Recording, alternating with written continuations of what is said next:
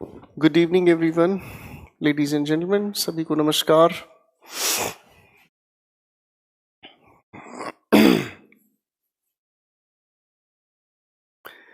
Good evening ladies and gentleman, कैसे हैं आप सभी?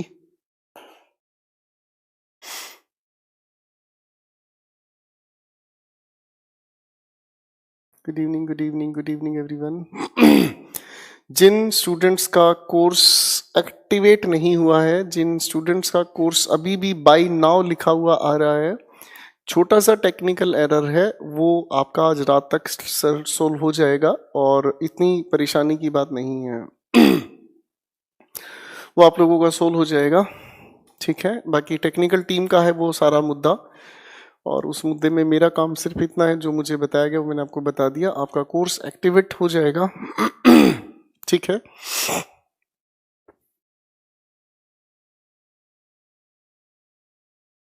थैंक यू कुमार साहब, थैंक यू एवरीवन।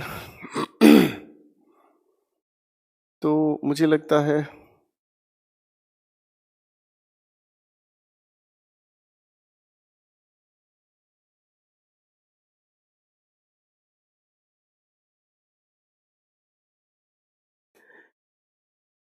चलिए सर, आइए बच्चों, चलो पढ़ने पढ़ाने पर काम करना शुरू करते हैं। और जो सबसे इम्पोर्टेंट दायरा है वो हमारा, पहले हम लोग सेशन पर शुरू करते हैं अपना वोकैबुलरी का जिक्र, और उसके बाद चीज़ों को आगे लेके चलेंगे। सर जरा वोकैबुलरी का डिस्कशन लेकर आएंगे।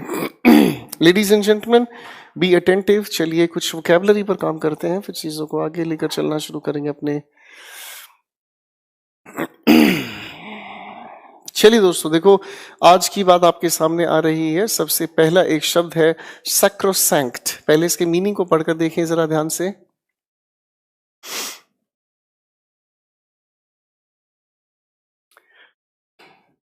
आप अगर इसको थोड़ा ध्यान से समझने की कोशिश करें तो सैक्रोसैंक्ट, सैंक्ट से अगर हम थोड़ा सा शब्द को बिगाड़ कर पढ़ें तो सैंक्ट का थोड़ा सा शब्द बिगाड़ कर पढ़ा जा सकता है संत।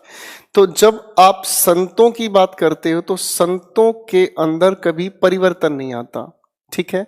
इसलिए इन्हें कहा जाता है सैक्रोसैंक्ट। इसका अर्थ क्या हुआ कि कुछ चेंजेस आप भले ही चाहें किसी में, लेकिन वो कभी बदलता नहीं है, ठीक है। किसी चीज में आप चेंजेस भले ही चाहें पर उसमें परिवर्तन नहीं आता, बदलाव नहीं आता, उसी को हम कहते हैं सैक्रोसैंक्ट। इसी के बाद एक अगली बात लिखी है सैडिस्टिक। सैडिस्टिक अगर हम कहना चाहें, सैडिस्टिक शब्द क्या हुआ, अगर आप इसे थोड़े बिगाड़ कर पढ़ने की कोशिश करें तो सड़ी हुई स्टिक। मैंने क्या कहा? सड़ी हुई स्टिक। अब कोई स्टिक का यूज क्यों करता है? जब आप किसी को मारना या पीटना चाहें। सड़ी हुई का मतलब क्या हुआ? बुरी। अब इसी से इसका अर्थ निकलता है, बेसिकली एक ऐसा इंसान होता है जो दूसरों को टॉर्चर देकर खुशी महसूस करता है। आप लोगों ने एक फिल्म देखी होगी मर्डर 2। नहीं, मैं वो नहीं बताऊंगा। आपने उस फिल्म के अंदर एक विलन देखा था, और वो विलन बड़ा खतरनाक लेवल का था। वो करता क्या था, वो जितनी भी लड़कियां होती थी उन लड़कियों के ऊपर टॉर्चर करता था, और उन्हें टॉर्चर करते हुए उन्हें बहुत खुशी होती थी। और इसी बात की वजह से उसी इंसान को कहा जाता है सैडिस्टिक। याद करो, स्कूल लेवल पर एक टीचर मिलता था, वो टीचर पढ़ाता कम था, पीटता ज्यादा था। और वो मारपीट करने वाला जो टीचर है, वो मारपीट करने वाला टीचर बड़ा खतरनाक होता था, हाँ है ना। वो मारता पीटता था और बड़ी खुशी महसूस करता था। उसी टीचर को सैडिस्टिक भी कहा जाता है। A sadistic person obtains pleasure from hurting other people and making them suffer physically or mentally. अगली बात को समझ लेते हैं। सागा। अब इस सागा को अगर हम थोड़ा सा, इस शब्द को अगर हम थोड़ा सा बिगड़ कर पढ़ें तो जब सारे गाएं, क्या मतलब बना दिया? जब सारे गाएं, जब सारे गाएं, तो इसका मतलब क्या हुआ?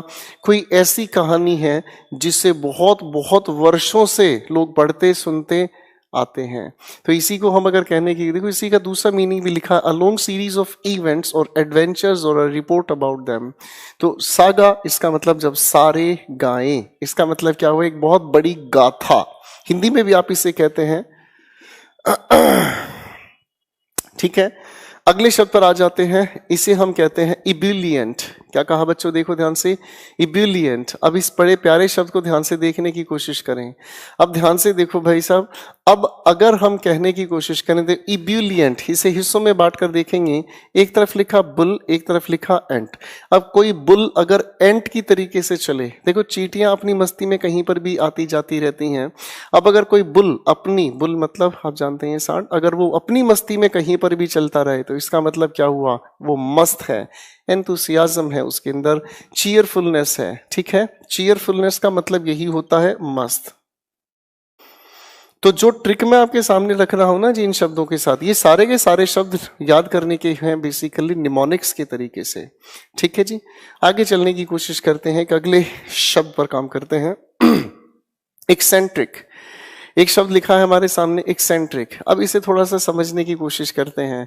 अब अगर कभी कभी हमारे सामने कोई इंसान आता है और हम उस इंसान को देखकर कहते हैं यार इसका ना सेंटर हिला हुआ है, हम कहते हैं इसका ना सेंटर हिला हुआ है। सेंटर हिले हुए होने का मतलब क्या हुआ, उसके व्यवहार के बारे में पता ही नहीं चलता। जैसे मान लो आपके घर पर एक मेहमान आए, आपने उसके सामने ट्रे में पानी सर्व किया, उस इंसान ने लिया पानी और अपने हाथ धोकर आपको कहा ले जा इसे, आपको कैसा लगेगा, आपको बड़ा अजीब लगेगा। क्यों, क्योंकि ऐसे इंसान का दिमाग सेंटर में नहीं रहता। इसका मतलब क्या हुआ, एक ऐसा इंसान जिसके व्यवहार के बारे में आप कभी कोई प्रेडिक्शन नहीं कह सकते।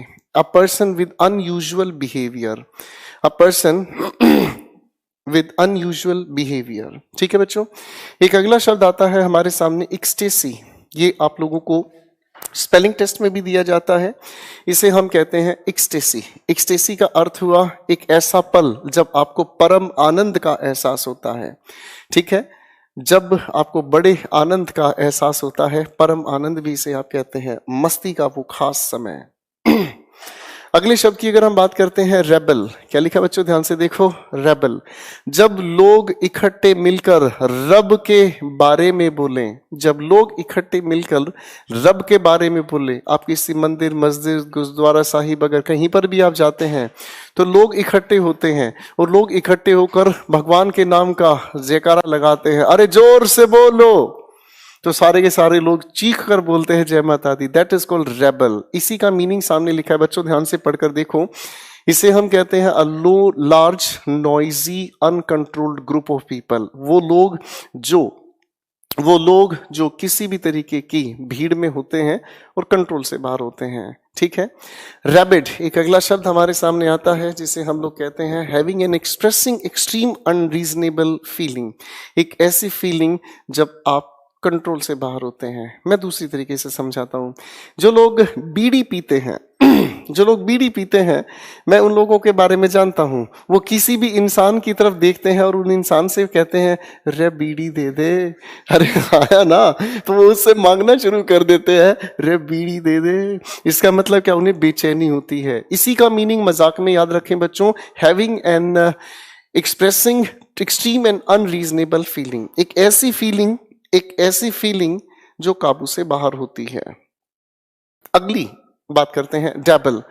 देखो बच्चों क्या लिखा है, डबल। जब आप जोर से बल लगाते हैं पानी पर तो क्या हुआ, तो जब जोर से आप बल लगाते हैं उसी को आप कहते हैं डबल। क्या कहते हैं, डबल। ठीक है, डबल भी इसे प्रोनाउंस कर सकते हैं। मीनिंग पढ़कर देखते हैं, लिखा है splash around to take part in sport. किसी खेल के अंदर जब आप पार्टिसिपेट करते हैं, एक्टिविटी में पार्टिसिपेट करते हैं। इसी के ठीक नीचे दूसरा शब्द लिखा है डैगर। डैगर की अगर हम बात करते हैं तो डैगर बेसिकली हिंदी में कहलाता है खंजर। खंजर कहा है एक ऐसा, देखो चाकू तो आप लोगों के घर परिवार में सभी लोग यूज करते हैं, ठीक है भाई, लेकिन डैगर एक बहुत खास चीज होती है जो आपका एक हथियार होता है जिससे आप किसी को भी मारते हैं। ठीक है जी, तो अगर हम कहने की कोशिश करें तो डैगर सर, आप सर इस तरीके से भी डैगर का यूज करते हैं, एक डैगर ऐसा भी होता है। ठीक है जी, तो कई तरीके के डैगर हो सकते हैं। खैर मेरा काम था आपको समझाना। खंजर इसे कहा जाता है। नाइफ अगर आप कहने की कोशिश करें तो नाइफ एक आपका इंस्ट्रूमेंट है टू सेवर समथिंग। अब बच्चों एक नया शब्द आपके सामने आ रहा है। सेवर का अर्थ होता है to cut into parts, to cut into parts, या फिर अगर कहें तो to cut into equal parts. ठीक है बच्चों। चलिए एक अगली वोकैब की एक अगली वर्ड के साथ अपन आगे बढ़ते हैं, और इसे कहा हमने डेंटी। क्या कहा बच्चों? डेंटी। अब आप किसी के घर पर जाने के बाद अगर आपको खाना सर्व किया जाए तो आप अपने दोस्त की मम्मी को क्या कहते हैं? दे आंटी। अरे हाँ ना, मुझे खाना और दे आंटी। अरे हाँ ना। इसका मतलब क्या हुआ? बेसिकली ये एक तरीका होता है जब कोई चीज डेलिकेट है, स्मॉल है, और आप उस चीज को लेकर देखें तो वो अट्रैक्टिव है या ना। खाने की बात हो सकती, कुछ भी हो सकती है। ठीक है, अगले शब्द पर आ जाओ। लिखा है शब्द मेस। मेस की अगर हम बात करें तो ये एक डेकोरेटिव स्टिक है। अंग्रेजों के स्टाइल में या फिर हम अपने पुराने राजाओं के बारे में अगर बात करें तो वो लोग इस तरीके की एक स्टिक यूज करते थे। इसका एक आयरन टॉप होता था, आयरन या मेटल टॉप होता था, और ये लकड़ी होती थी, और ये उनकी अथॉरिटी को रिफ्लेक्ट करने वाला एक चीज होता था। और decorative stick carried as a sign of authority by an official and such, for example a mayor etc. आप इसे देख सकते हैं। एक अगली बात की बात करते हैं सर, मिसरेट। इसी शब्द से बना है मिसरेट। अगर मिसरेट की हम बात करें तो थोड़ा सा अर्थ अलग होता है। इसे हम कहते हैं to make soft by soaking और स्टीपिंग इन अ लिक्विड, यानी कि जब किसी लिक्विड में हम किसी चीज को डुबाकर उसे सॉफ्ट कर लेते हैं। कई चीजों का हार्ड होता है, जैसे आप लोग सुबह सुबह चना खाते हैं तो चने को आप पानी में भिगोते हैं तो सुबह देखते हैं तो वो सॉफ्ट हो जाता है। इसे हम कहते हैं मिसरीड। ठीक है जी। मैकियावेलियन बहुत इंपॉर्टेंट है। बेसिकली अगर हम इसे कहें तो इस शब्द को आप दो हिस्सों में तोड़ सकते हैं, और इस शब्द को अगर तोड़ने की कोशिश करें तो शब्द टूट जाते हैं। हम अगर कहते हैं तो ये हुआ आपका मच्छी का विलन। इसे हम कह सकते हैं मच्छी का विलन। ठीक है, इसे हम कहते हैं मच्छी का विलन। देखो कितना मजाक हुआ इस शब्द के साथ। अगर आप इसे कहते हैं मच्छी का विलन तो डेफिनेटली इसका मीनिंग समझ में आता है। मैकियावेली नाम का एक जेंटलमैन रहा, उसी के एक इमोरल बिहेवियर की वजह से, इस शब्द को जन्म दिया गया। इमोरल काफी इंपॉर्टेंट शब्द है। शब्द होता है बच्चों इमोरल, एक शब्द होता है अमोरल। जब इमोरल की हम बात करते हैं तो इम का मीनिंग निकलता है नेगेटिव, और इसका अर्थ हुआ अ पर्सन विदाउट मोरल, एक ऐसा इंसान जिसके अंदर नैतिकता नहीं होती। अगर हम बात करते हैं अमोरल, अमोरल का मतलब हुआ अ पर्सन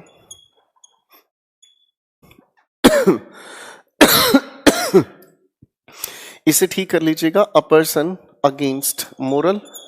और इसकी अगर हम बात करें तो अ पर्सन विदाउट मोरल। ये किसी भी नैतिकता के खिलाफ बात करता है, ये किसी भी नैतिकता के खिलाफ बात करता है। क्या आपको वर्ड जल्दी याद नहीं रहता? हो जाएगा देवेश। दिख नहीं रहा है क्या आपको? चीजें विजिबल नहीं है? हमारे यहाँ तो बिल्कुल ठीक है सारा का सारा मैकेनिज्म।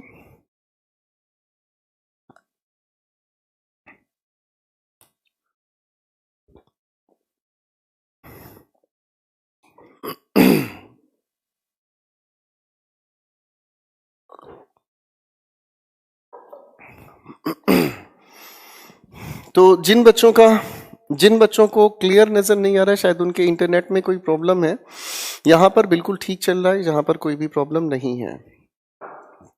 जो बच्चे पीडीएफ मांग रहे हैं, बेटा पीडीएफ उन लोगों को ही मिलती है जो बच्चे इस बैच को ज्वाइन करते हैं। ठीक है जी, ये बैच पेड है, और पेड बैच के अंदर ही पीडीएफ वगैरह प्रोवाइड की जाती हैं। ठीक है बेटा, ये तो आप लोगों के लिए एक छोटी सी क्लास है, आप चीजों पर ध्यान दें, चीजों को समझने का प्रयास करें। चलिए भाई, अगली बात को लेकर चलते हैं, और ये एक अगली बात आते हैं हमारे सामने, नादिर। आप इस अगर नादिर को शब्द पढ़ने की कोशिश करो तो बेशक न आदर आप इसे पढ़ोगे तो समझ में आएगी। बड़ी प्यारी बात है कि जब किसी इंसान का आदर नहीं होता तो ये उस इंसान के जीवन में एक बहुत बुरा पल होता है। मीनिंग लिखा आपके सामने इंग्लिश में, ध्यान से देखें। द वर्स्ट मोमेंट और the moment of least how and least achievement, ठीक है ना जी। जब किसी इंसान के जीवन का ये वो पल होता है जब उसकी कोई ख्याति नहीं, कोई उसकी पहचान नहीं, ठीक है। अगली बात को लेकर चलते हैं। लिखा है हमारे सामने शब्द नार्सिसिस्ट। ये स्पेलिंग टेस्ट में भी दिया जाता है शब्द आपको नार्सिसिस्ट। अगर हम इसकी बात करते हैं तो उसका मतलब हुआ जिस इंसान के अंदर अपनी तारीफ करने का बहुत ज्यादा शौक होता है, नार्सिसिस्ट कहलाता है, ठीक है। अगला शब्द इसी से मिलता जुलता है जिसे हम कहते हैं नेसेंट। शब्द को ध्यान से पढ़ो बच्चों। लिखा है नेसेंट का अर्थ हुआ ओनली रिसेंटली फॉर्म्ड, यानी कि जो चीज अभी अभी बनी है, ठीक है। आप इसे दूसरे तरीके से अगर पढ़ने की कोशिश करें तो नेसेंट का अर्थ हुआ नया सेंट। अब कोई नया सेंट है तो सर उसकी खुशबू भी ताज़ी होती है, उसके अंदर महक भी बड़ी खुशबू होती है, ठीक है ना। और जैसे कोई नया सेंट लगाकर आपकी क्लास में, आपकी फैमिली में, आपके ग्रुप में अगर आता है तो उसकी महक एकदम से सारी जगह फैलती है और हर कोई दीवाना हुआ बादल। हैकल्स एक बड़ा प्यारा शब्द है। हैकल्स की अगर हम बात करते हैं तो हैकल्स बेसिकली बालों को कहा जाता है और ये बाल बेसिकली जानवरों को होते हैं। जब वो डरते हैं तो ये बाल खड़े हो जाते हैं, हैकल्स, ठीक है जी। अगले शब्द पर काम करते हैं। हैकेनाइड। काफी बार ये परीक्षा में पूछा गया है, काफी बार ये परीक्षा में पूछा गया है, काफी बार ये परीक्षा में पूछा गया है। हैकेनाइड एक बार ध्यान से देखने की कोशिश करो तो एक तरफ तो हमने कहा हैक और एक तरफ हम लोगों ने शब्द लिखा आइड। तो इसका मतलब जो आंखों के सामने से हैक कर लिया जाए जो आंखों के सामने से हैक कर लिया जाए तो इसका मतलब क्या हुआ, जो आंखों के सामने से ही हटा दिया जाए तो इसका मतलब क्या हुआ, वो चीज आपके लिए बोरिंग हो गई। बोरिंग होने का मतलब क्या हुआ, एक ऐसी चीज जो घिसी पिटी हो गई, बासी हो गई, ट्राइट, वोर्न आउट, क्लेच्ड, ठीक है जी। हैकेनाइड जिसको आपकी आंखों के सामने हैक कर लिया जाए इसका मतलब वो आउटडेटेड है, लोग उसे हटा देते हैं, ठीक है जी। अब अगर हम कहने की कोशिश करें तो बहुत प्यारा शब्द आता है हमारे सामने जैब। जैब थोड़ी देर पहले मैंने आपके सामने एक डैगर बनाया था। अब डैगर अगर मान लीजिए आप किसी भी, चलो एक पेटू बनाता हूं आपके लिए, ठीक है। अगर मैं मान लीजिए इसी इंसान को इस डैगर से मारूं तो बेसिकली ये जो पॉइंटेड हिस्सा है इसी को आप कहने की कोशिश करते हैं जैब। तो कोई भी पॉइंटेड चीज जब किसी इंसान को, किसी भी चीज को आप ठूसते हैं तो उसी को हम कहने की कोशिश करते हैं, उसी को हम कहने की कोशिश करते हैं जैब, ठीक है बच्चों। चलिए तो अगले शब्दों पर थोड़ा सा और काम करने की कोशिश करते हैं। जैबर, जैब से ही बना है ये शब्द, ठीक है। लेकिन यहां पर जैब से मुझे याद आती है बात सॉरी, जैबर से मुझे याद आती है एक बात। कुछ समय पहले एक फिल्म आई थी जीरो, कुछ समय पहले एक फिल्म आई थी जीरो। आपको याद होगा उस फिल्म जीरो का हीरो कौन था। उस फिल्म जीरो का हीरो आप लोगों का फेवरेट शाहरुख खान था, हाँ ना। और वो बेसिकली वो एक हीरोइन जिसका नाम था कैटरीना कैफ, याद होगा आपको। वो उसका फैन इस तरीके से कहता था कि मैं इसका जबरा फैन हूं। कुछ याद आ रहा है बेटा, मजाक मजाक में शब्द याद करा रहा हूं। वो उसी को कहते हैं जबरा। का मतलब क्या हुआ, वो इंसान उसी इंसान का जिक्र बार बार करता है। तो जबर का मतलब क्या हुआ, जब आप किसी के बारे में लगातार बात करते रहते हैं, नॉन स्टॉप बातें करते रहते हैं, आप रुकते ही नहीं हैं, ठीक है। तो इसका मतलब क्या हुआ, मीनिंग देखो, to talk quickly in an excited way so that it is difficult to understand। जब आप किसी के फैन होते हैं तो आप रुकते ही नहीं हैं, उसकी तारीफ, उसकी बातें करते हैं, ठीक है ना जी। इसी को हम जबरा कहकर याद कर सकते हैं, ठीक है।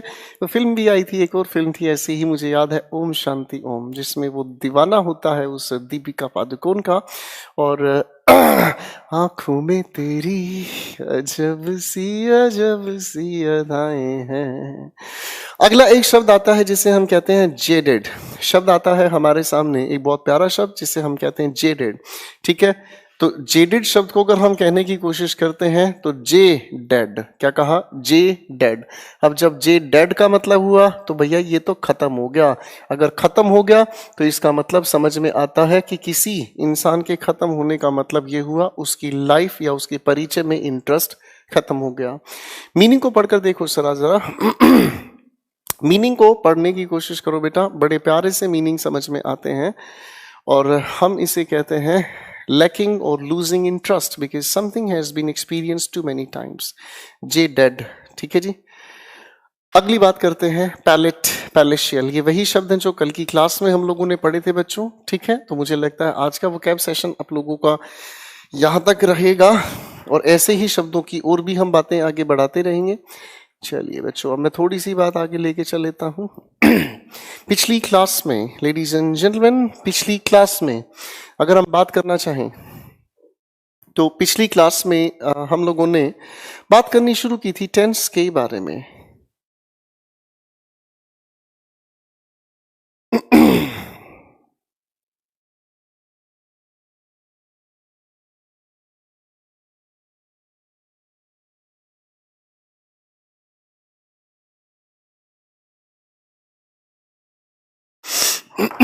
My dear ladies and gentleman, पढ़ने के काम को थोड़ा आगे बढ़ाते हैं तो वोकैबुलरी का जिक्र हम हमेशा अपनी क्लास के शुरुआती पक्ष में लेकर चलते हैं और आगे जब हम बात करना शुरू करते हैं तो हम ग्रामर सेक्शन पर काम करते हैं।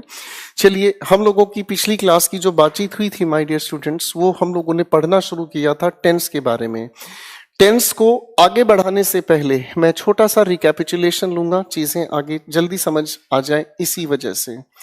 देखो बेटा, आपके सामने एक छोटी सी बात हम लोगों ने लिखी थी। आप लोगों के सामने एक छोटी सी बात हम लोगों ने लिखी थी और इस बातचीत को हम कहते हैं सेंटेंस। क्या कहते हैं बच्चों? सेंटेंस। अब सेंटेंस की डेफिनेशन को पिछली क्लास में दो हिस्सों में हमने बांटा था। एक हमने बात कही थी मेरे प्यारे दोस्तों, कंप्लीट मीनिंग। एक बात हम लोगों ने कही थी जिसे हम जानते हैं कंप्लीट मीनिंग। इसका अर्थ क्या हुआ? जो भी आप कहना चाहते हैं उस कही गई बात का अपना एक अर्थ है, लेकिन वो पूरा अर्थ होना चाहिए। और दूसरी बात हम लोगों ने समझने का काम किया था अरेंजमेंट ऑफ वर्ड्स। दूसरी बात अगर हम समझने का प्रयास करें तो इसे हम कहते हैं arrangement of words. Arrangement of words को थोड़ा सा समझने का प्रयास करते हैं। जैसे अगर मैं कहने की कोशिश करूं बच्चे को उबालकर दूध पिलाओ, तो आप इस कही गई बात का मीनिंग नॉनसेंस समझ सकते हैं, हाँ या ना? आप कहोगे सर बच्चे को उबालकर दूध पिलाओ, बच्चे को उबालना है, मीनिंग नॉनसेंस हुआ, हाँ या ना? तो इस बात से हमें समझ आया था कि जब तक हमारे लिखे हुए शब्दों की अरेंजमेंट ठीक नहीं तब तक सेंटेंस अपने आप में ठीक नहीं। और शब्दों की इस अरेंजमेंट को ही हम लोगों ने कहा था स्ट्रक्चर। बोलो हाँ। इस स्ट्रक्चर के आधार पर ही हम लोगों ने इसे तीन हिस्सों में बांटने का प्रयास किया और वो तीन शब्द हमारे हुए सब्जेक्ट, अगली बात कही वर्ब और उसके बाद हमने कहा ऑब्जेक्ट। ये पिछली क्लास की हमारी बातचीत है। ठीक है बच्चों, अब मैं थोड़ा आगे लेकर चलना चाहूंगा।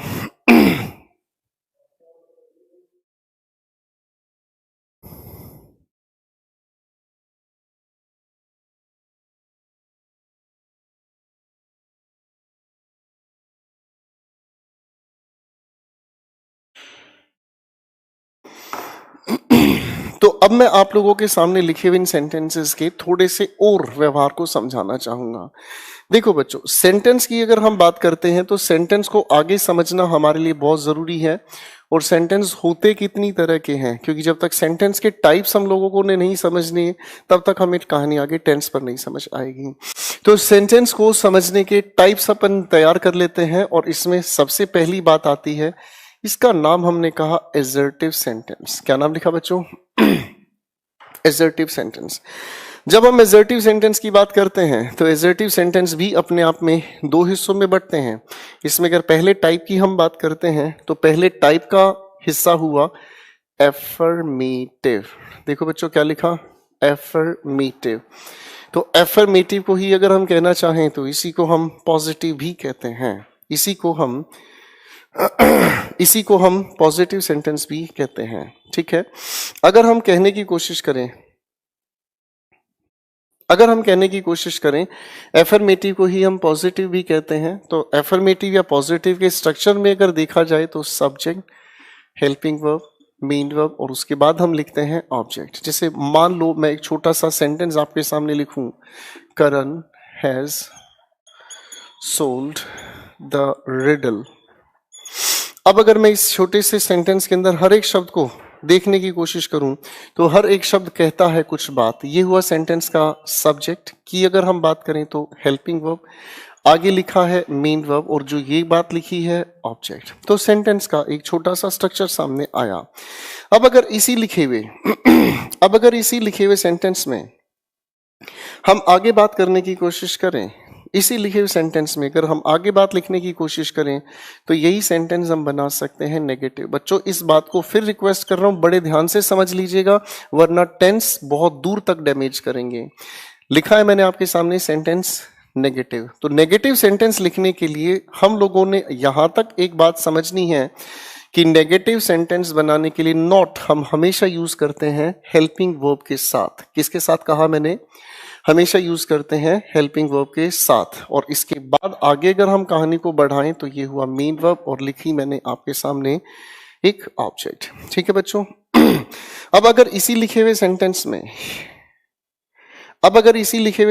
में थोड़ा आगे हम बढ़ने की कोशिश करें, चलो इसका एक एग्जाम्पल में लिखने का प्रयास करता हूं आपके सामने और लिखी हुई बातचीत का एग्जाम्पल। जैसे इसी सेंटेंस को अगर मैं लिखने का काम करूं आपके सामने तो Karan has not solved the riddle. तो बात अपनी बिल्कुल सीधी सटीक हुई कि नॉट हम हमेशा यूज करते हैं हेल्पिंग वर्ब के साथ। एजर्टिव के ही बाद एक दूसरे टाइप के हमें सेंटेंस की जरूरत पड़ेगी, इसे हम कहते हैं इंटेरोगेटिव। क्या नाम लिखा बच्चों? जरा ध्यान से देख लीजिएगा, इसका नाम मैंने क्या लिखा? Interrogative sentence. जब इंटेरोगेटिव सेंटेंस की हम बात करते हैं तो बच्चों इंटेरोगेटिव सेंटेंस एक ऐसा सेंटेंस हुआ जो क्वेश्चन पूछने का काम करता है। क्या काम करता है? क्वेश्चन पूछने का काम करता है। मैं अगर कहूं मैं आपसे सवाल पूछना चाहूंगा, ध्यान से सुनिएगा। मैंने आपसे सवाल पूछा, क्या आपने डिनर किया है? ऑब्जर्व करना आपका आंसर क्या है। मैंने आपसे सवाल पूछा, क्या आपने डिनर किया है? तो आपका जवाब मुझे मिलता है या तो यस या फिर नो। ठीक है, या तो यस या फिर नो। अगर मैं आपसे यही सवाल थोड़े शब्दों को बदलकर पूछना चाहूं और मैंने कहा आपने क्या डिनर किया है, तो आपका जवाब बदल सकता है, हाँ या ना? तो इसका मतलब क्वेश्चन बेसिकली दो हिस्सों में बंटते हैं। और दो कौन से हिस्से हुए ऑब्जर्व कीजिएगा। पहले हिस्से की अगर हम बात करें तो पहला हिस्सा हमारे सामने आता है जिसे हम कहते हैं बच्चों क्लोज एंडेड क्वेश्चन। ये एक ऐसा क्वेश्चन हुआ जिसकी आंसर की अगर हम बात करें तो इसका आंसर हमें मिलता है या तो यस या फिर नो में। मैं अगर छोटा सा सवाल का स्ट्रक्चर तैयार करूं तो ऐसे लिखे सेंटेंस की शुरुआत में हेल्पिंग वर्ब के बाद सब्जेक्ट, मेन वर्ब और उसके बाद हमने कहा ऑब्जेक्ट। अगर एक एग्जाम्पल की मैं बात करना चाहूं, फॉर एग्जाम्पल अगर मैं कहना चाहूं do you know my name, अगर आपको कहूं do you know my name तो आप इसका आंसर दो ही तरीके से बताएंगे, या तो यस या फिर नो। ठीक है, इसके अलावा कोई और आंसर इसका नहीं होगा। अब अगर इसी लिखे हुए सेंटेंस को दूसरे हिस्से में मैं लेकर चलना चाहूं तो इसे हम कहते हैं बच्चों open ended question. Open ended question की खास बात क्या होती है दोस्तों? ओपन एंडेड क्वेश्चन का जब भी हम लोग जिक्र करते हैं तो मेरे प्यारे दोस्तों ओपन एंडेड की शुरुआत में हम लोगों को लिखा हुआ मिलता है क्वेश्चन वर्ड। मैंने क्या लिखा? Question word. और उसके बाद helping verb, subject, main verb, object. जैसे अगर मान लो मैं इसी से जुड़ा हुआ एक सवाल आपसे पूछना चाहूं और सवाल हुआ व्हाट डू यू नो। ठीक है जी, और आगे मैं अगर कुछ और जोड़ दूं अबाउट मी तो सर कहानी आपकी बदलती है। तो बच्चों अभी मुझे इन दो ही तरह के सेंटेंसेस की जरूरत है। उम्मीद करता हूं एक बार इसे आप देख लीजिए। मैं रुक रहा हूं, पहले ध्यान से इन्हें देखो, रिवाइज करो, फिर चीजों को आगे जोड़ते हैं। Please take your time.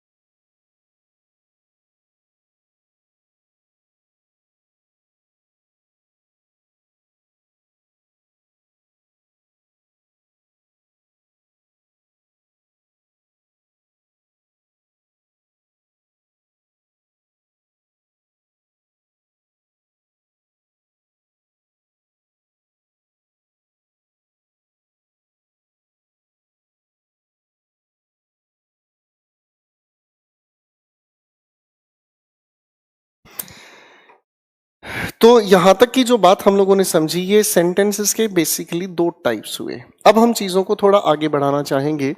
ये चीज हमें इसलिए समझनी जरूरी है क्योंकि टेंस जब भी आप कोई भी यूज करना चाहोगे तो भाई उसके लिए सेंटेंस तो बनाने ही पड़ेंगे ना। चलो अब मैं थोड़ी सी बातों को आगे लेकर चलना चाहूंगा। तो दोस्तों पिछली क्लास की शुरुआत में हम लोगों ने टेंस के बारे में थोड़ा सा जिक्र लिया था। मैं उसी जिक्र को एक बार आपके साथ मिलकर रिकैपिचुलेट करना चाहूंगा और इसी बहाने सारी की सारी चीजें आगे जुड़ती चली जाएंगी।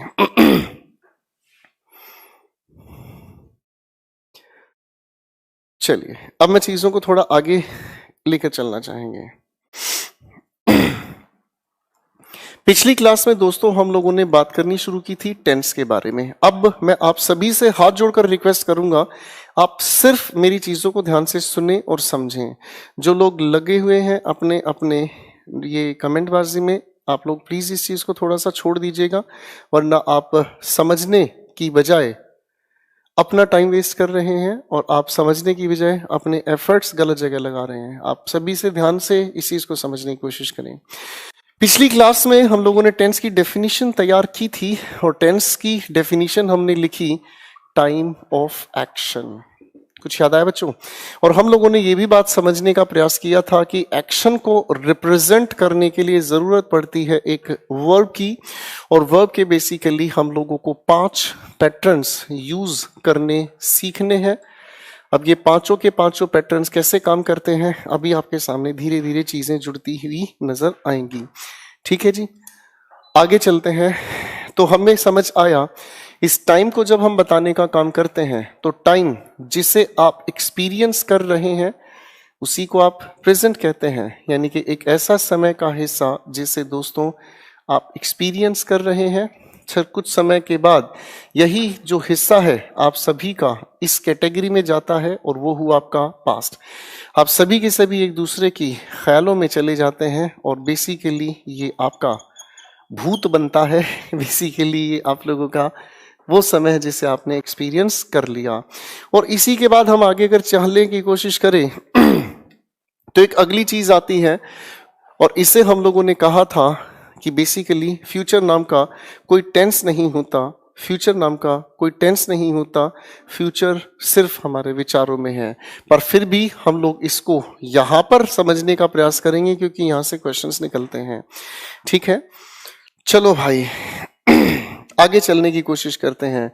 आपकी क्लास लाइव चल रही है सर, करियर विल पर कोई रिकॉर्डिंग क्लास नहीं चलती। समय हो चुका है 9:10।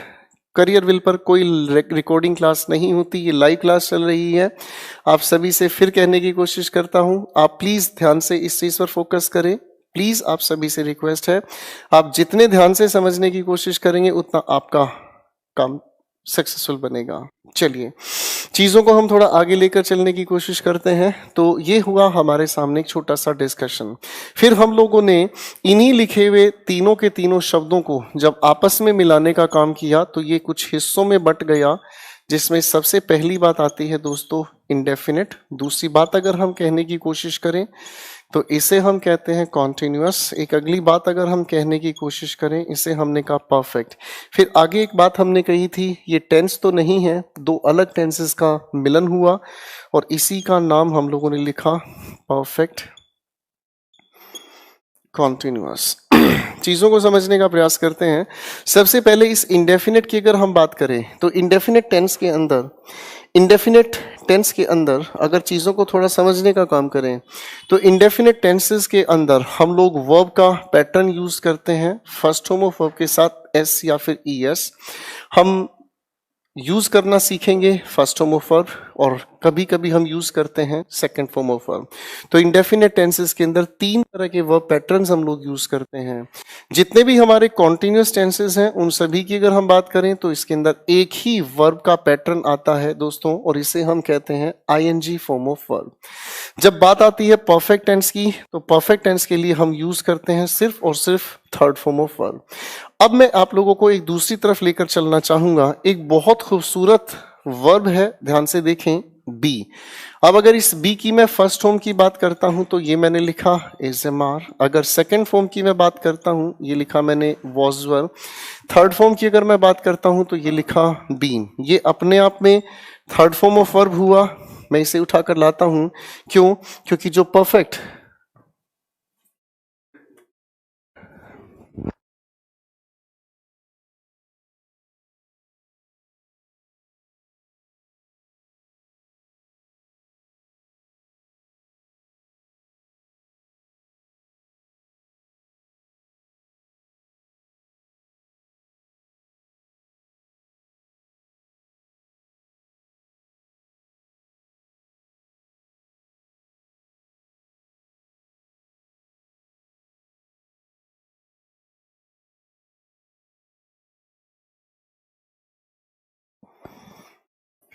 परफेक्ट होने के नाते हम लोगों को जरूरत पड़ती है थर्ड फॉर्म ऑफ वर्ब की। तो थर्ड फॉर्म ऑफ वर्ब के नाम पर हम लोगों ने यहां पर यूज किया दोस्तों बीन।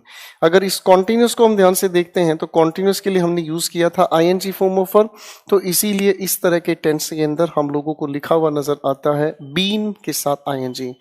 तो ये तो होगी हमारी एक बेसिक इंफॉर्मेशन, टेंस की डेफिनेशन, टाइम के कुछ हिस्से। अब सवाल दिमाग में ये उठता है टाइम और टेंस में क्या फर्क है, इसे भी हम समझने का प्रयास करेंगे। देखते रहिए आज तक। पहले इस बात को ध्यान से देखें बच्चों, फिर आगे चलने की कोशिश करते हैं। Take your time please.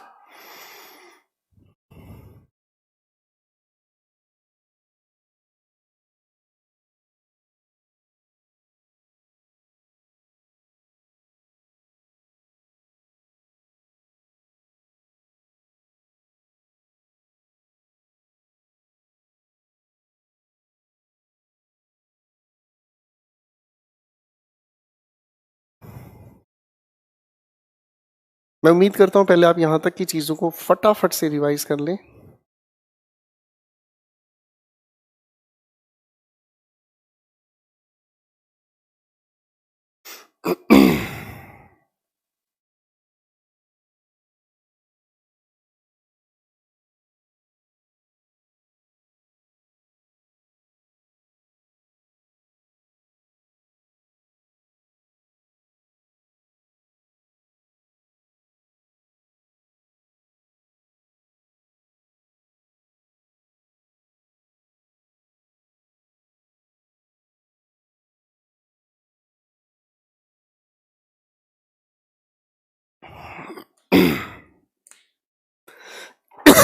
Sorry.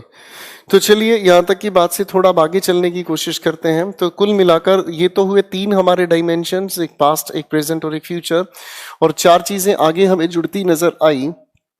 तो अब हमें 3 गुना 4 इनको समझने का प्रयास करना होगा, कैसे बनते हैं ये सारे के सारे टेंसेस। देखिए दोस्तों, कहानी को समझने से पहले मैं एक बार फिर आपको बताना चाहूंगा, टेंस को हम लोग, लेडीज एंड जेंटलमैन, टेंस को हम लोग 3 अलग अलग लेवल्स पर पढ़ने की कोशिश करते हैं। टेंस को हम अलग अलग 3 लेवल पर पढ़ने की कोशिश करेंगे, और तीनों के तीनों लेवल्स को थोड़ा ध्यान से समझने का प्रयास करें। सबसे पहले हम लोग समझने की कोशिश करेंगे बेसिक लेवल।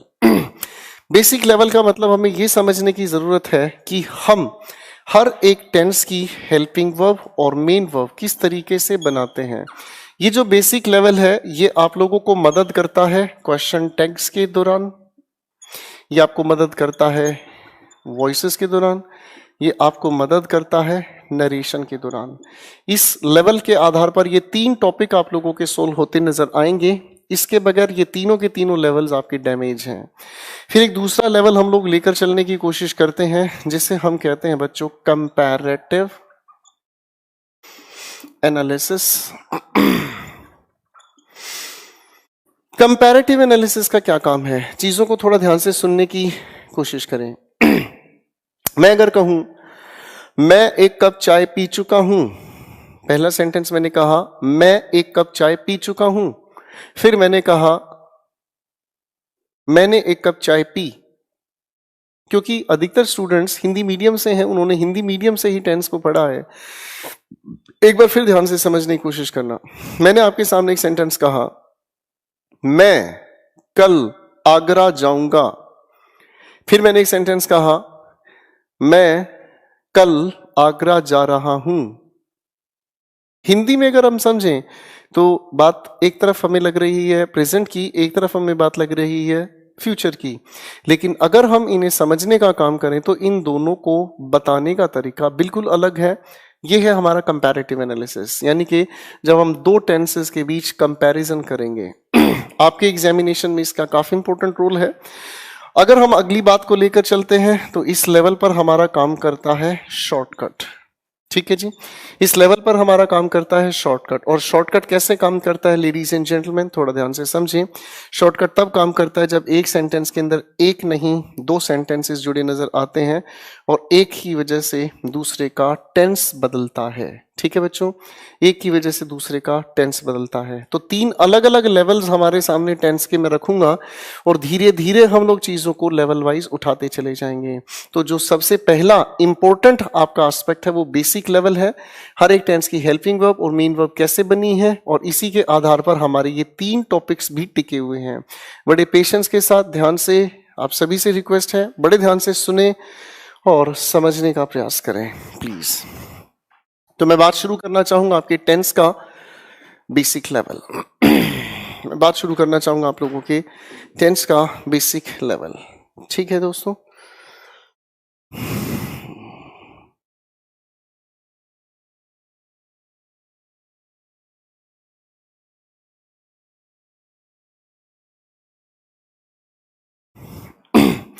तो दोस्तों सबसे पहले बातचीत शुरू करने की कोशिश करेंगे हम प्रेजेंट इंडेफिनिट टेंस के बारे में। Ladies and gentleman, I expect you people will pay attention and you will try to understand each and everything what I से।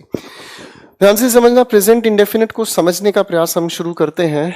तो दोस्तों इस प्रेजेंट इंडेफिनिट को समझने के लिए हम इसे दो हिस्सों में बांटने का काम करेंगे। पहली बात तो ये कि अगर लिखा हुआ सेंटेंस हमारे सामने है एफर्मेटिव, क्या कहा मैंने, एफर्मेटिव। अब अगर इस एफर्मेटिव को ही हम एक और नाम से जानने की कोशिश करें तो इसी को हम कहते हैं पॉजिटिव। क्या कहते हैं, पॉजिटिव। तो एफर्मेटिव लिखे हुए सेंटेंस के अंदर अगर हम चीजों को समझने का काम करें तो फिर ये दो हिस्सों में बंटता है।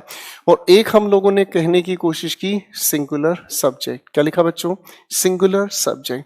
तो सिंगुलर सब्जेक्ट अगर हमारे सामने लिखा हुआ नजर आता है तो हम सिंगुलर सब्जेक्ट के साथ जोड़ने का काम करते हैं फर्स्ट फॉर्म ऑफ वर्ब के साथ एस या फिर ईएस।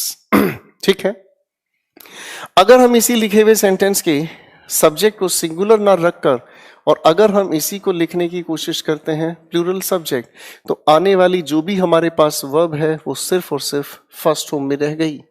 अब यही लिखे हुए सेंटेंस के अगर दूसरे टाइप की मैं बात करता हूं तो दूसरा टाइप आता है हमारे सामने। देखो बच्चों क्या लिखा मैंने, नेगेटिव। क्या लिखा बच्चों, नेगेटिव। नेगेटिव नहीं, और इसी को हम अगर कहने की कोशिश करते हैं तो इसी के आधार पर शुरू होता है एक और टाइप जिसे हम कहते हैं दोस्तों क्या चीज, इंटेरोगेटिव। तो फिर ये दो हिस्सों में बंटकर काम करता है। एक हम लोगों के सामने लिखा हुआ है सिंगुलर सब्जेक्ट और एक हमारे सामने लिखा हुआ है प्लूरल सब्जेक्ट। ठीक है बच्चों, अब एक हुआ हमारे सामने सिंगुलर सब्जेक्ट, एक हुआ प्लूरल सब्जेक्ट। गौर से इस बात को सुने, याद करें। हम लोगों ने एक बात को समझा है कि भाई कोई भी सेंटेंस जब नेगेटिव बनाया जाता है, कोई भी सेंटेंस जब नेगेटिव बनाया जाता है या इंटेरोगेटिव बनाया जाता है तो सेंटेंस नेगेटिव या इंटेरोगेटिव बनाने के लिए हमें जरूरत होती है हेल्पिंग वर्ब की। बोल नहीं रहे हो यार, हमें जरूरत होती है हेल्पिंग वर्ब की।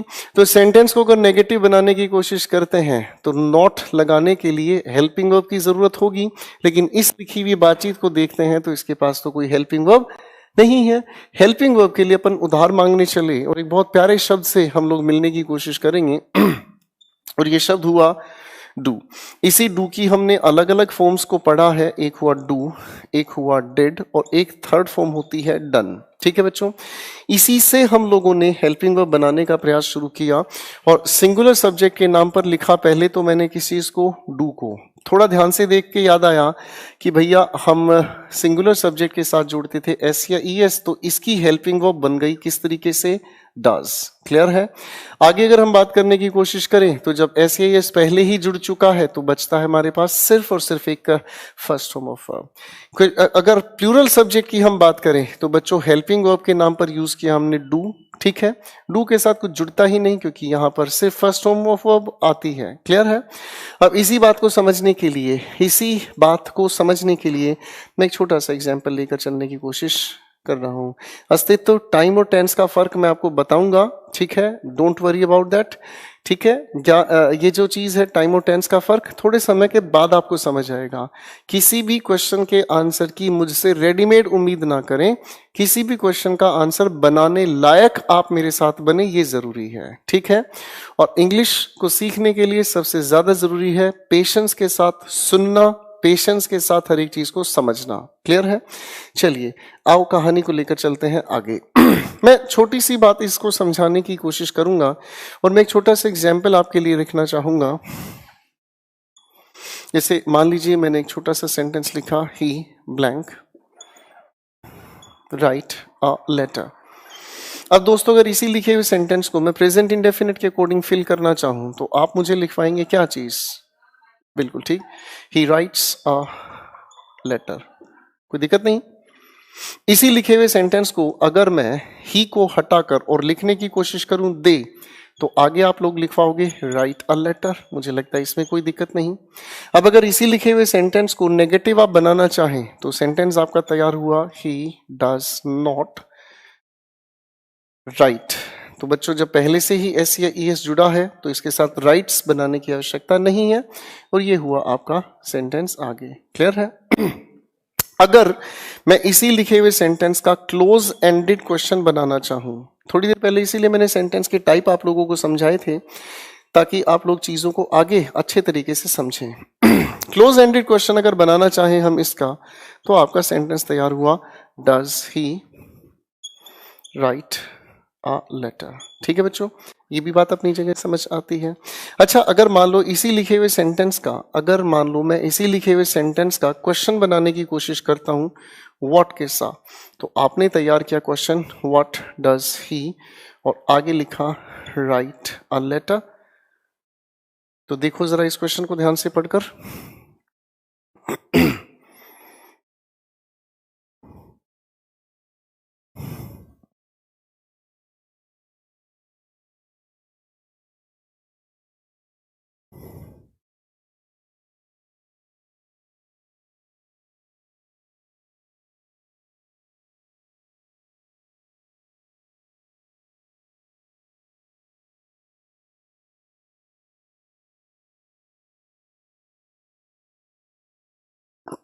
बच्चों चीजों को रिवाइज करने की कोशिश करो और समझो।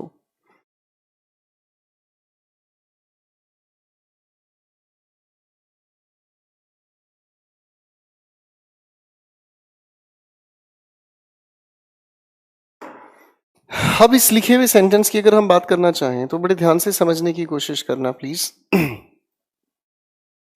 अगर हम इस लिखे हुए सेंटेंस को ध्यान से देखें तो बात अपनी समझ आती है कि ये जो लिखा हुआ व्हाट है, ये जो लिखा हुआ व्हाट है, शायद इस व्हाट को यूज इसीलिए किया गया है ताकि आप इसका आंसर बता सकें अ लेटर। अरे भाई हाँ है ना? अगर मैं यही सवाल आपसे पूछने की कोशिश करूं, राहुल तुम्हारा नाम क्या है? अगर मैं ये सवाल पूछता हूं आप लोगों से, राहुल तुम्हारा नाम क्या है, तो आप कहोगे सर बड़ी अजीब बात है, आप नाम पूछ भी रहे हो और बता भी रहे हो। अरे भाई हाँ है ना? मैं अगर आपसे पूछता हूं राहुल तुम्हारा नाम क्या है, तो सर ये तो बात अलग हो गई। मैं आपसे नाम पूछ भी रहा हूं और बता भी रहा हूं। तो इसी बात को ग्रामेटिकली, इसी बात को ग्रामेटिकली अगर हम समझने की कोशिश करें तो इसी बातचीत को हम कहने की कोशिश करते हैं सुपरफ्लॉस। क्या कहते हैं बच्चों?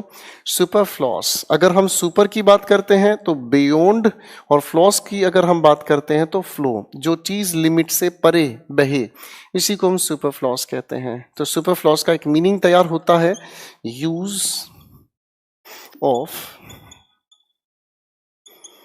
More than required words. आवश्यकता से अधिक शब्दों का प्रयोग ग्रामर के अंदर बिल्कुल भी सही नहीं माना जाता। आवश्यकता से अधिक शब्दों का प्रयोग ग्रामर कभी भी सही नहीं मानता। ठीक है बच्चों, अब इसको थोड़ा सा ध्यान से समझने का प्रयास करते हैं। Use of more than required words. ठीक है, तो इस लिखी हुई सेंटेंस के अंदर अगर हम बात करें तो अ लेटर कहने की जरूरत नहीं है। जरा इस सारी गुफ्तगू को जरा ध्यान से देखें, फिर चलते हैं आगे।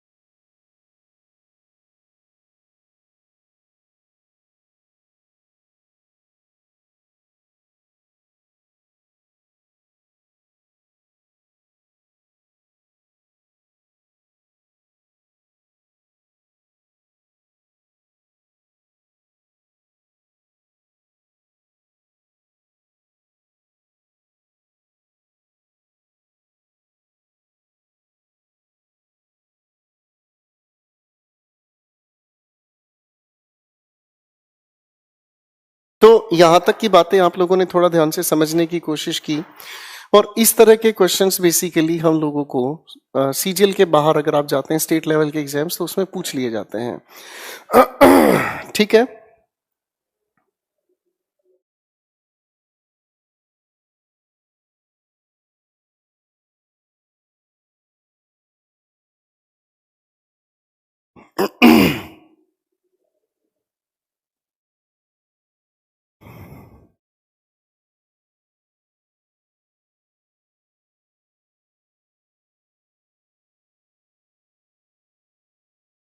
चलिए बच्चों थोड़ा सा आगे लेकर चलने की कोशिश करेंगे।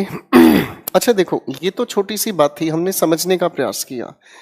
यहाँ से बेहद खूबसूरत चीजें आगे हम समझेंगे। तो बेटा मैंने आप लोगों के लिए ना एक शब्द लिखा है यहाँ पर, सुपरफ्लॉस। क्या लिखा बेटा? यहाँ पर एक छोटी सी बात हम लोगों ने लिखी, सुपरफ्लॉस। इसी को थोड़ा सा लेकर चल लेते हैं। शब्द लिखा मैंने आपके सामने, सुपर। सुपर की अगर हम बात करना चाहें तो इसका अर्थ होता है बियॉन्ड। क्या कहा? बियॉन्ड।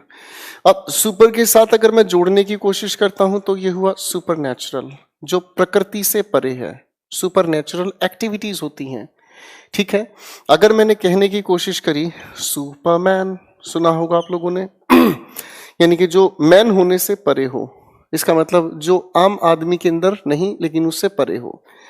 मैंने कहा सुपर पावर, वो पावर जो इंसान की पहुंच से परे हो। ठीक है बच्चों, अगर इसके कितने ही शब्द आप सॉरी, आप इसके कितने ही शब्द बनाने की कोशिश करो, हर एक शब्द में एक ही लॉजिक काम करता है। ठीक है बच्चों, अब यहां पर ये जो हम इस सुपरफ्लॉस की अगर बात करना चाहें, मैं तो ये सिर्फ समझाने की कोशिश इसलिए कर रहा था कि अगर चीजों को ध्यान से समझा जाए तो बहुत अच्छे से समझ आती है हर एक चीज।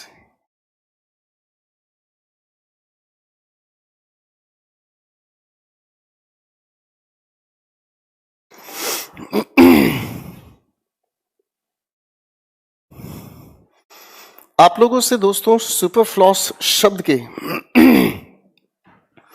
आप लोगों से इस लिखे हुए सुपरफ्लॉस के सिनोनिम पूछ लिए जाते हैं। इसी के सिनोनिम की अगर हम बात करें तो इसी को हम वर्बस भी कहते हैं। वर्बस की जगह हम इसी के लिए रिडंडेंट भी इसे कहते हैं।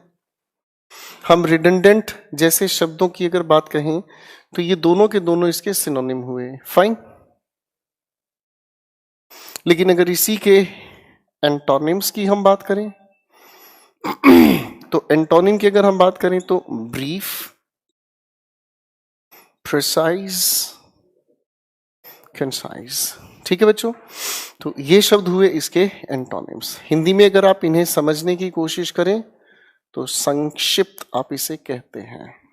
ठीक है बच्चों, और इसको अगर हम कहने की कोशिश करें तो बहुल इसे कहते हैं। देखो वैसे हिंदी का मेरा लेना देना है नहीं क्योंकि अगर हम कहना चाहें हिंदी पर कहानी उलझती है, हिंदी परीक्षाओं में आपको उलझाती है। कॉम्पिटिटिव लेवल पर आप जितना हिंदी से बचें, जितना आपका कंसंट्रेशन इंग्लिश में रहेगा उतना आपको फायदा मिलेगा। खैर,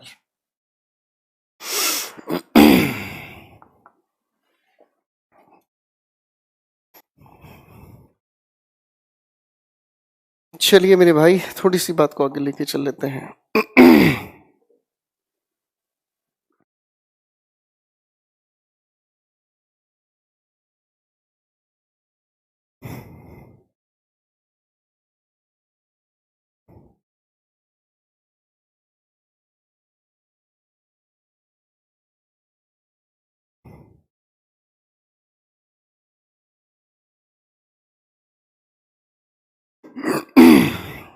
आ जाओ सर, थोड़ा सा बातों को आगे लेके चलते हैं।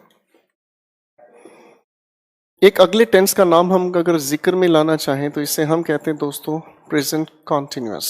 ऑब्जर्व करने की कोशिश करना।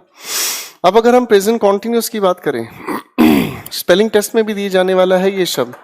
अक्सर लोग यहाँ पर इस यू को ना लगाने की गलती करते हैं, तो कॉन्टिन्यूअस का थोड़ा ध्यान रखें। इसका कई बार स्पेलिंग टेस्ट में भी सवाल पूछा जाता है। देखो दोस्तों, टेंस बनाने के लिए हम लोगों को जरूरत पड़ती है हेल्पिंग वर्ब की। अब इसके पास हेल्पिंग वर्ब आए कहां से? चलिए थोड़ा उधार मांगने की कोशिश करते हैं। और अब उधार मांगने की हम लोग बात लेकर चलते हैं इस बी के पास। इस बी की फर्स्ट फॉर्म हमारे पास हुई is am are, second form की अगर हम बात करें तो वॉज वर, और थर्ड फॉर्म की अगर बात करें तो बीन। तो प्रेजेंट के टेंसेस के लिए हमें फर्स्ट फॉर्म ऑफ वर्ब से लेना देना है, इसीलिए इसकी हेल्पिंग वर्ब अगर हम बनाने का काम करें इज एम आर। और कॉन्टिन्यूस की पहचान बच्चों सभी को याद है, आप फर्स्ट फॉर्म ऑफ वर्ब के साथ जोड़ते थे आईएनजी। अब थोड़ा सा इसे समझने का काम करें। इज की अगर हम बात करते हैं तो सिंगुलर हेल्पिंग वर्ब के साथ, एम की अगर हम बात करते हैं आई के साथ, और आर की अगर हम बात करते हैं तो प्लूरल सब्जेक्ट के साथ। ठीक है बच्चों, just a minute please, wait for a moment.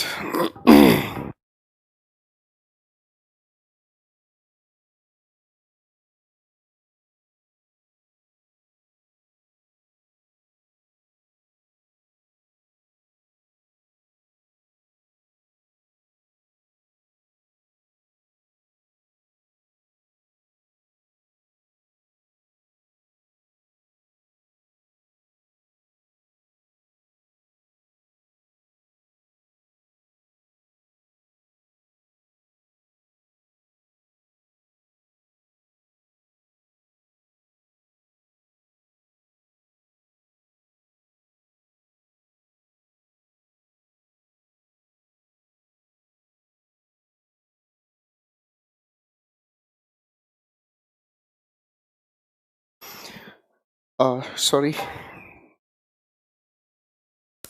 Throat is choking. ठीक, गले में बहुत ज़्यादा दर्द है, और दिल्ली के अंदर आबो हवा काफ़ी पोल्यूटेड है, और उसी की वजह से it is very difficult, it is very painful to speak continuously. खैर, थैंक यू। मैं कंटिन्यू करता हूं दोस्तों।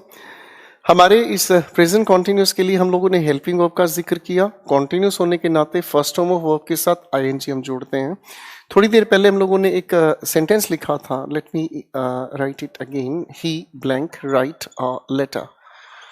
तो बच्चों, प्रेजेंट कॉन्टिन्यूस के अकॉर्डिंग अगर इसे हम फिल करना चाहें तो बात होनी चाहिए ही इज, और ये हम लोगों ने लिखा राइटिंग अ लेटर।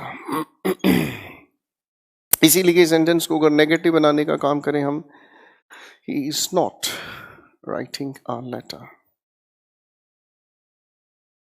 अगर इसी लिखे हुए सेंटेंस को मैं क्लोज एंडेड बनाने का प्रयास करूं तो सवाल हुआ इज ही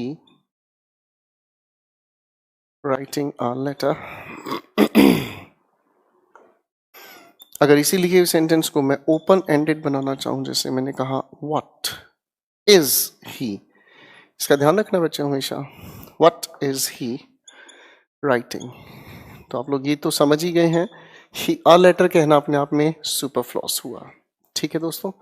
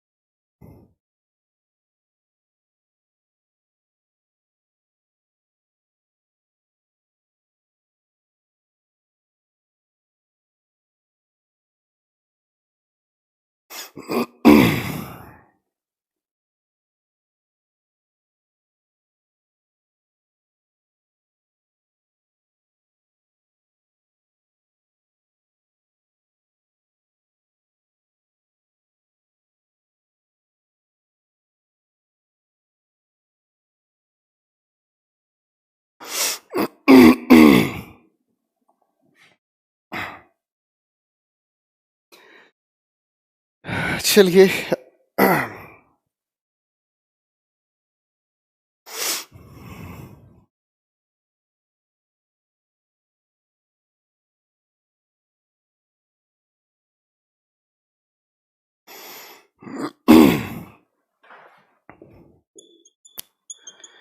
एक अगले टेंस की अगर हम बात करते हैं तो टेंस का नाम लिखा दोस्तों प्रेजेंट परफेक्ट टेंस। अगर प्रेजेंट परफेक्ट टेंस की हम बात करते हैं तो प्रेजेंट परफेक्ट के लिए हेल्पिंग वर्ब का फिर हम लोगों को सहारा लेना पड़ा, और इस हेल्पिंग वर्ब के लिए अब हमारे सामने आता है एक प्यारा सा शब्द, और उसे हम कहते हैं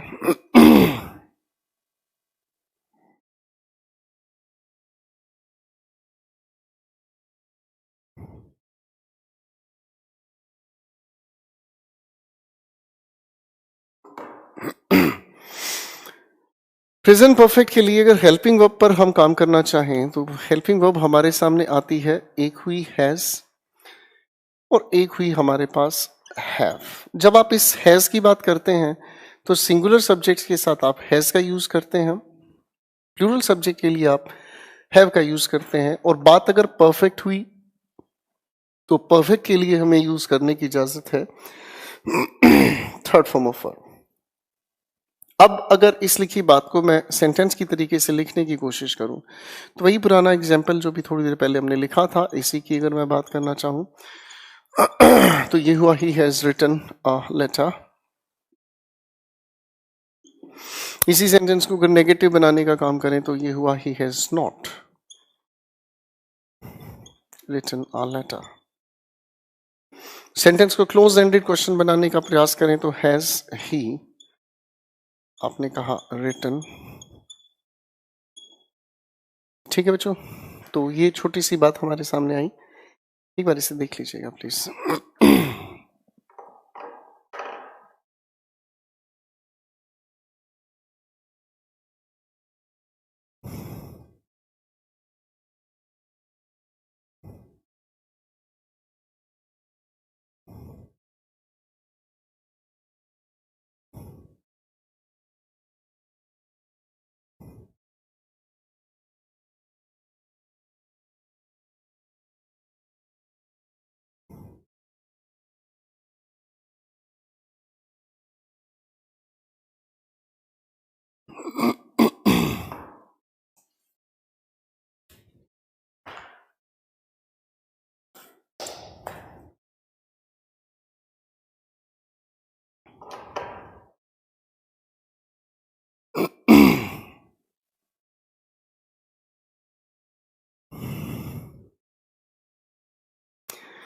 तो ये तो हमारी बात थी प्रेजेंट के ही छोटे छोटे टेंसेस को लेकर। अब मैं थोड़ा सा आप लोगों को लेकर चलना चाहूंगा आपके पास्ट को लेकर। देखो इस हैव की 3 फॉर्म्स हैं, ये तो आप लोग देख लीजिएगा।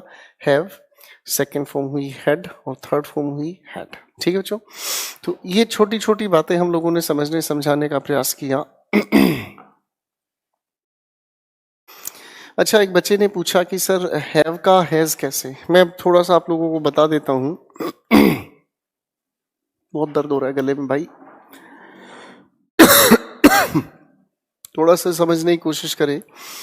देखो बच्चों, एक शब्द हुआ हमारे सामने हैव, यही हमारी एक मेन वर्ब है। अब अगर इस हैव के साथ हम लोग एस जोड़ने की कोशिश करते हैं तो ये बनता है हैव्स, और हैव्स की अगर हम बात करते हैं तो इसे हम कहते हैं रिच पीपल। और अगर इसी का नेगेटिव हम तैयार करें just a minute please, thank you sir.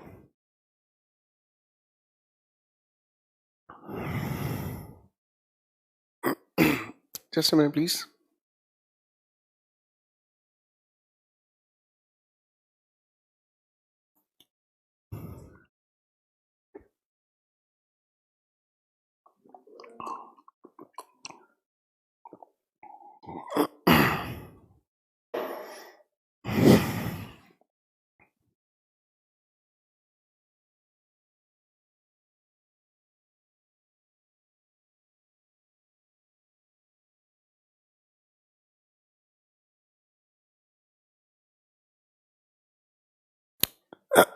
दोस्तों काफी परेशानी हो रही है गले में, आज की बात मैं यही रोकूंगा, ध्यान से समझ लीजिएगा। हैव्स बेसिकली एक नाउन है जिसका मतलब होता है रिच पीपल, और इसी का अगर नेगेटिव बनाने की कोशिश करें हैव नॉट्स तो ये हुआ आपका पुअर पीपल। तो हैव के साथ हैज जोड़ने के प्रयास की अगर हम बात करें तो ये नाउन बन जाते हैं, इसीलिए हमने इसको हैज की तरीके से यूज किया जो अपना आप में वर्ब की बात करता है। दोस्तों आज के लिए इतनी ही बात मैं करूंगा, अगली क्लास में से आगे चलेंगे। और आप अपने सभी दोस्तों को इस बारे में सूचना दे दीजिए कि ये बैच की एनरोलमेंट जल्दी बंद होने वाली है, क्योंकि मेरे बैच में लिमिटेड सीट्स होती हैं, और लिमिटेड सीट्स का मतलब पढ़ने पढ़ाने का प्रयास मैं शुरू कर ही चुका हूं, तो जुड़े आगे बढ़ें। Thank you everyone, good night, love you all.